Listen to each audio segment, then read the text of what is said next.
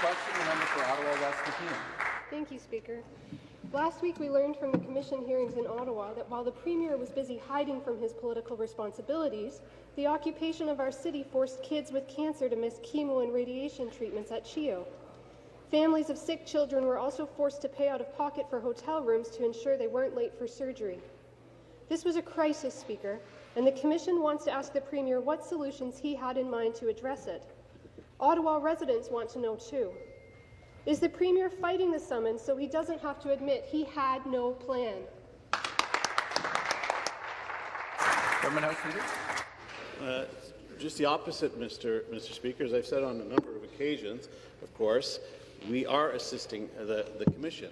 We are assisting the Commission after the federal government, the Prime Minister, decided to invoke the Federal Emergencies Act. Now, of course, no government has ever utilized the Federal Emergencies Act, but by the terms of the Act which was brought in, a federal commission of inquiry has to be invoked so that they can ascertain whether the use of the Emergencies Act by the federal government was appropriate at the time. Now, in doing so, Mr. Speaker, it is important to note that we've ensured that the Commissioner of the OPP, that OPP officials are present to assist the Commission in doing its work, because ultimately this was a policing matter. The member should know that the Ontario government does not direct its police and how to undertake its activities. That is why the Commission is investigating. That is why they brought forward the Commissioner of the OPP. That is why we are providing the Deputy Solicitor General. That's why we're providing the Deputy Minister of Transportation. And that is why we are assisting by proactively sending important Cabinet documents to the Commission so that it can help in doing its work. Supplementary question.